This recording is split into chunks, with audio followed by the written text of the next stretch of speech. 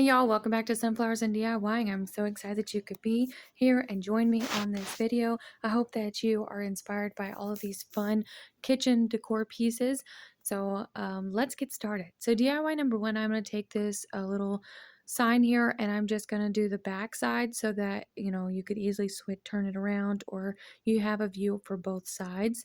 And then I'm going to take this gingerbread, oh snap, toilet paper napkin, thing, and I'm going to Mod Podge it. After I did that white coat, I let it dry, and then I'm going to Mod Podge it and take a coat of Mod Podge, layer it onto that white surface there, and then after I do that, I do take the heat gun for just a moment over it to kind of get it dampened, not so wet, so that when I go and press my napkin down, it will not tear as easy.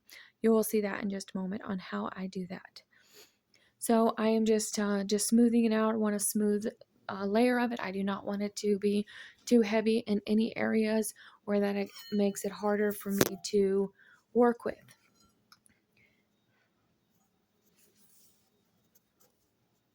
And then there's the heat gun. I'm just bringing that in and just giving it a quick dry there. And then this allows me to be able to lay it down, center it up, but then also be able to take it in my fingers and smooth it out gently. Just like that. And so I just continue to keep it smoothing my fingers gently over it. And since I allowed it to kind of dry with the heat gun, it helped it not be so sticky. And then I'll take the heat gun back over it real quick, and then I'll clean the edges. And then that just allows it to continue to cure before I go and lay another layer over it in a moment. So here's the heat gun coming in, a quick dry there. This is just what I've seen that's worked for me. You guys would just, if you want to try knitting, working with napkins, you would just have to try a bunch of different methods just to see what helps and works best for you. So I've tried different things, and this way works, just making sure you don't have as much on it and keeping it minimum on it and just working with what just keeping it simple. So now I'm going to take this little truck, and this one is from Christmas. It came in like a 5-pack, I believe it was, at Dollar Tree, and then it comes with the tree on the back of it. Well, I was going to use it for something else, so I ended up cutting that tree off. So then I remembered that I had it in my stash, so I just went and got it, taking this agave from Waverly chalk paint, and I just gave it one quick coat over that. And then after I do that, I am going to take the white, and I'm just going to dab some on the top to make it look like it's snow on there. And I think this turned out really cute. I don't know, I just like the idea of the snow sitting on top of the truck, and I thought that was really fun. So let me know what you think, and if you all like these DIYs here. So I just continue to do that until my desired look is achieved. I probably could have done a little bit more, but I think it looks really cute the way it is. And so yeah, so I'm just going to finish that after I get that off, and then that's done with that step. All right, so now I'm taking some popsicle stick, well, one popsicle stick, or no, two, and I trim it down to size to fit where I need it. And I did that 3. And then I'm going to take and glue 2 of them together. And then I do another set of 2 together. And then I end up taking one of the other ones and just adding another layer on top of that. So then we end up with 3 layers instead of just the one, or instead of just the 2. So now it's a 3 popsicles stacked on top of each other. Now I'm going to glue it to the back of the truck to allow some dimension there and to bring it out more. And then I'm going to just measure it up, make sure that it fits properly, and it's going to look fine. So it's going to look good. So then I was like, all right, let's move on. Here it is. And then it has that little, back end there now that it's open. So now I'm going to get these adorable little gingerbread that I had made a while back. I think it was last year, and I just found them in my stash. And so I am just going to take them and glue one at a time to the back of the truck and it's going to be above the popsicle sticks where it's kind of like my rest. And then I am going to take the other one and line it up and make sure that I put it in the proper spot where I want it. And then I just attach that to the sign that I just made. So this is like super easy for like either in sample for a tier tray, maybe just a shelf that you have a simple shelf in your kitchen that you can just set it on, or if you have like a um yeah. And so you can just set it on there and make it look really cute. I think it turned out super adorable. I love it. It was a fun little theme to go with. I didn't know what I was going to do. And then I saw these napkins and I was like, yeah, let's go ahead and try that out and see how it works, see what inspires me. So I got inspired by looking at the gingerbread napkin. So I was like, why not? So I wanted to keep the theme together. So I did 2 DIYs. So now I'm just going to glue the back to it, back to the actual sign now. And then that's it for this one. It is that simple. Oh, and if you can't tell, I think I did not get that on video. But on the back of that greenery, I ended up taking the white that I had and putting some snow onto that greenery. Anyway, so final look at the final reveal. So this is our napkin challenge, hosted by myself, and it is every third Thursday of the month, or every last Thursday of the month. So that could be the third, it could be the fourth, and we hosted, I'm hosting it every month for us, and just getting excited about using napkins, and especially so many napkins that they have that come out every season. And just to remind you, don't toss that napkin out, or don't overlook that. You can craft with it, you can make something beautiful with it. So here is a round that was, I believe, is from Walmart, 97 cents or something. This was a few years ago, and I did craft this in a previous video. So what I did was I went ahead and just added a layer of white glue, not white glue, white paint to it, to the top, and I dried that, and then I gave it another coat of white paint. And so then after I did the white paint, I just now layered a Mod Podge over it. And now I'm going to take this napkin here. This, I don't know, it kind of gives me like picnic vibes, I don't know. It is cute though. And so I wanted to use that for, we're going to make a little tray here. Kind of like a little serving tray. It's going to be really cute. So stay tuned so you can know how I end up making that. So I'm going to Mod Podge this napkin right over top of it. Definitely make sure you take off the layers. You do not want to do double layer because it will not adhere, and it just works so much better for you. So I'm going to dry it to the tackiness that I need it. And then I missed a spot, so I had to go back in with a little glue. And then I'm going to do the best I can of lining it up. It does not have to be perfect. It is just, cute and fun. So I just did the best I could. Sometimes, even the lines look straight and then they look, so you just do the best you can. So I was like, okay, well, now the edge is kind of open. At first, I was okay with it, but then when I realized, I was like, oh, maybe I could use the other part of this napkin and just line it up to the other sides, to the side, to the edges there. So that's what I end up doing. I don't know if I kept that in or not. So I'm going to take that napkin and I'm just going to put it to the side there, to line it up to the edge of those colors lines there. And I just end up adding that to it. So, and I was like, okay, that's great. So this is what I mean by make sure that you take off the napkin ply, make sure it's not double ply. I ended up not doing that and I forgot, and I'm like, oh no. But it ripped off very well for me this time.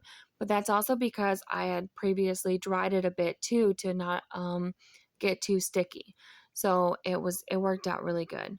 So now I'm just going to line it up the best I can. And like I said, it was not perfect. There are some mishaps here, and it's okay. Honestly, once it's done, you can't even tell. Like, it's so busy, all those lines going every which way. It's really busy. So now I'm just going to trim it up to get off the excess off, and then I'm going to take it to the other side. But first I need to line it up to make sure that my lines can match up on the other side. So I do have to cut off another layer, another section, another line. So now here's this one, and I'm going to add a little bit of more Mod Podge to it just to make sure that it adheres properly. I'm just going to line it up the best that I can, and then I'm just going to smooth it out with my finger, and then I am going to dry it with the dryer, what is this, the heat gun. And then after I do that, I'm going to take the sandpaper or sanding block and just sand the edges to make sure that it has a nice clean cut, and it really just helps the napkin really blend in with the project to make it look like it was really made like this and meant to be this way. So if you've not tried this, I definitely recommend you trying the sanding page like this. Um, Also, it's easier because you cannot get the scissors as close as you would like them to. So it's just so much easier. So now I'm just going to give it a quick coat of this Mod Podge here. And at first, I was going really fast and I was like, oh man. So I slowed down and I realized, okay, I need to take this a little slower here and not go so fast. Because what it was trying to do is it was getting wet, too much wetness, and it was trying to pull up some of the napkin. So I just ended up being careful. So now that that's all done, I wanted to just stress it a little bit. I wanted to bring out more of the edge. I wanted to really just bring this piece together. So I'm going to take some of this antiquing wax and I'm just going to bring it from the edge and bring it into the centerpiece. As I did that, I am looking at it and then I just decide that I want to go over all of the bumps that were in there and just really bring out some more character and dimension and different things there. So that's what I do. I just ended up taking it all over the whole piece. And I think it turned out really cute. It was fun to do. I'm just so glad that I was able to get inspired. It's been really crazy trying to balance everything out. We've had guests this week. And so I'm just really trying to really get this done. And so I was just so thankful that it all worked out. So now I am going to take this agave. I already painted this right here. It was yellow. If you remember, I used this a while back for a lemon DIY. So now I'm going to upcycle it and recycle it, whatever you call it, repurpose it. And I'm going to take and do the agave on the handle. And then I took the white and put it all over the jar outside to make it look like a glass of milk.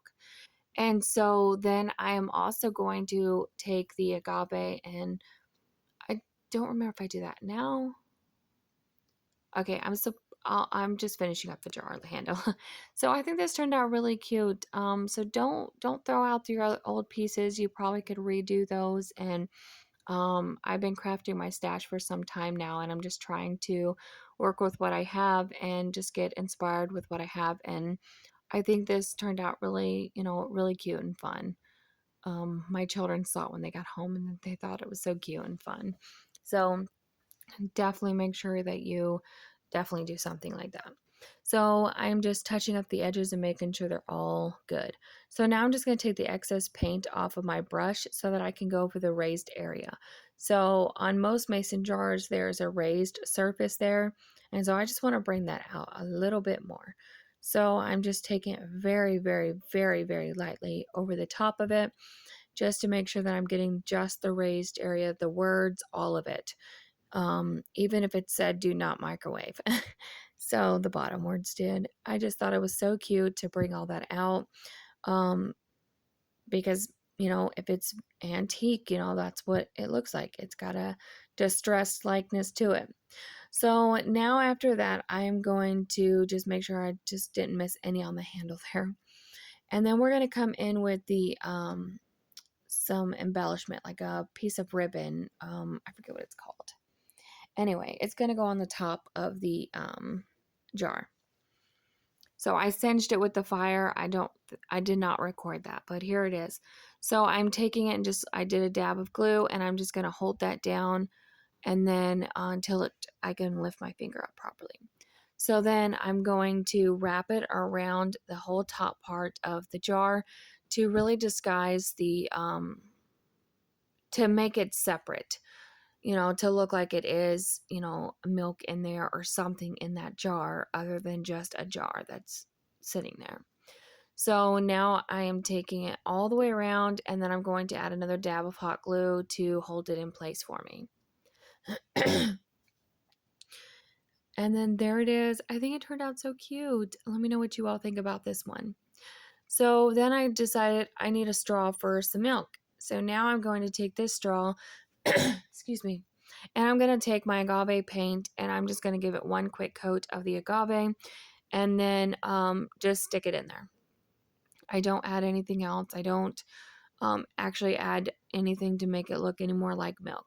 That's the paint is what it's going to do. So now I'm going to take this little chalkboard sign that you can get like a 4 in a pack for at the Dollar Tree, and I wrote milk, and then I put a little and sign and cookies. So just a fun little kitchen decor piece. We love milk and cookies. We really enjoy making homemade cookies. So this was like perfect. It was just so cute. So then there's a little clip on the back of it. So I removed it because I need it to stand on its own. So I just removed that silver piece. I popped that out. And then I'm like, okay, I need to figure out how I can glue this on there to help it stand up as a, like a little easel type thing. And so now I am just going to take my hot glue gun. I do believe that's next. And then I'm like, okay, well, we'll put it right there and see how that works. So, okay, no, first I come back in with the nutmeg and I paint all my gingerbread because I'm probably still processing the stand. So I'm going to paint up the gingerbread right quick, and I just give them a coat of paint. I don't draw any faces or anything like that on them. I just quickly put, the brown on it, the nutmeg, to really make it look like gingerbread cookies. And there's 3 of them. I thought that was so cute. They're just fun. And then the tray it's turning out really cute too. Actually, I don't think I showed you what I did about the legs. So there are legs. So I took 2 tumbling tower blocks and I cut them both in half. And then I glued one on each corner edge round. So now I'm just going to add this hot glue. I was going to put it there, but then it was too long and I wasn't paying attention. So it wouldn't stand up properly. So I quickly removed it and then added it to the top of that, above, just a little above it, and added some fresh hot glue. And it's not heavy, so it does not have much to hold at all. So it should work just fine. And so I'm just going to attach that. I just double checked to make sure that was going to work out. And then I'm just going to add that to my little tray. Oh, there's me showing you it closer up. So just to reinforce that, I do add a tad bit of hot glue around the bottom and the edges as well. And then I'm going to set that down, and then this is it for my DIYs. So here it is, y'all. Let me know which one's your favorite. Let me know which one you think would recreate. And don't forget to check out the playlist. I will have that in my description box below. And thank you so much.